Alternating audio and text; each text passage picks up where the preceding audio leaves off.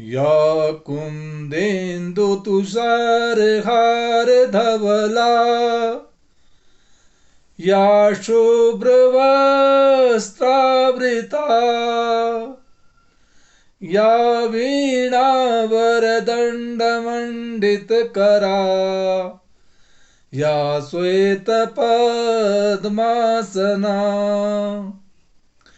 या ब्रह्माच्युत शंकर प्रभृतिभिर् देवी सदा वन्दिता सा मां पातु सरस्वती भगवती निशेषजाड्यापहा निशेषजाड्यापहा। सभी भारतवासियों के लिए नव वर्ष की शुभकामनाएं। 2024 प्रारंभ होने जा रहा है। वैदिक ज्योतिष अनुसंधान संस्थान पिछले लगभग 4 वर्षों से साप्ताहिक भविष्यफल राशियों के आधार पर आपके सामने प्रस्तुत कर रहा है। इसी कड़ी में ख्रीष्टाब्द नव वर्ष 2024 1 जनवरी से प्रारंभ हो जाएगा। इसलिए प्रत्येक भारतवासियों के लिए, हिमाचल वासियों के लिए नव वर्ष की बहुत बहुत बधाई और शुभकामनाएं।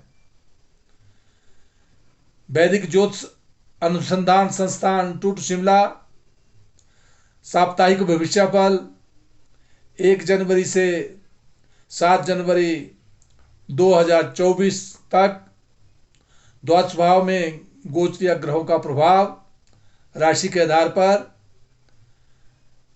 मेष राशि पर गुरु, सिंह राशि पर चंद्रमा और यही चंद्रमा 2 तारीख को कन्या राशि पर सायंकाल को 6:28 पर प्रवेश कर जाएगा और उपरांत 5 तारीख को तुला राशि में प्रातः 6:46 पर प्रवेश करेगा और उसके उपरांत 7 तारीख को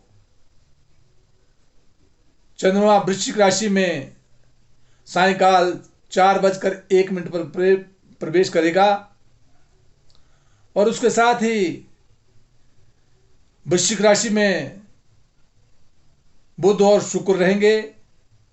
धनु राशि में सूर्य और मंगल और शनि जो है कुंभ राशि में रहेंगे।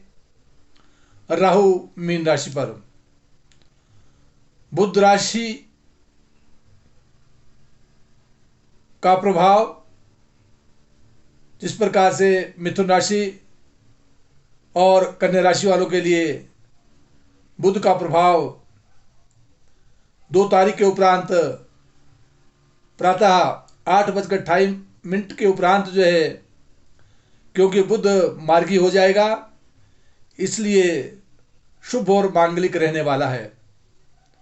मेष राशि के जातक के लिए समय अनुकूल चला है। मान सम्मान प्रतिष्ठा बढ़ेगी, धर्म और कर्म में रुचि रहेगी, शिक्षा में लाभ मिलेगा और साथ मात्र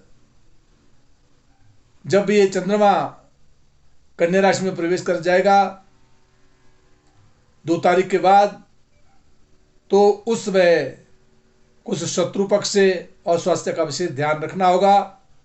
उपरांत व्यापार में लाभ, पारिवारिक सुख प्रदान करेगा। परंतु 7 तारीख के उपरांत 2.25 दिन के लिए विशेष ध्यान रखना होगा। वृष राशि का जातक और उसका स्वामी ग्रह शुक्र की स्थिति अपने से सप्तम भाव में है, जो राशि को पूर्ण दृष्टि से देख रहा है। इसलिए शारीरिक स्वास्थ्य का लाभ मिलेगा, परंतु व्यापार के क्षेत्र में और दाम्पत्य जीवन में कुछ उलझने आ सकती है। परंतु बुध के वहाँ होने के कारण जो है व्यापार में पूर्ण सफलता के योग बनेंगे। और साथ जो है कहीं वाद विवाद से बचना होगा और शिक्षा में लाभ मिलेगा। वृश्चिक राशि का जातक जहाँ मान सम्मान प्रतिष्ठा को प्राप्त करेगा, वहाँ पारिवारिक के संबंध में छोटी मोटी उलझने आ सकती है, उससे विशेष ध्यान रखना होगा। मिथुन राशि का जातक और उसका स्वामी ग्रह बुध ग्रह की स्थिति अपने से षष्ठ स्थान में, स्वास्थ्य का ध्यान रखना होगा। यात्राओं के योग बनेंगे और पारिवारिक और व्यापार में विशेष सफलता के योग बने रहेंगे। कर्क राशि का जातक और उसका स्वामी ग्रह चंद्रमा अपने से द्वितीय स्थान में, व्यापार में लाभ दे रहा है, आर्थिक लाभ मिलेगा। और साथ जो है जहाँ दाम्पत्य जीवन का स्वामी शनि स्वगृह होकर अष्टम में है, परंतु फिर भी यदि सप्तम भाव का और अष्टम भाव का स्वामी होने के कारण स्वगृह, इसलिए सामान्यता से व्यापार और पारिवारिक के क्षेत्र में छोटी मोटी उलझने आ सकती है। उसके निराकरण के लिए शनि मंत्र का जाप करते रहा करें। सिंह राशि का जातक उसका स्वामी ग्रह सूर्य ग्रह की स्थिति अपने से जहां पंचम भाव में है, बौद्धिक विकास करवा रहा है, शिक्षा में विशेष सफलता के योग देगा।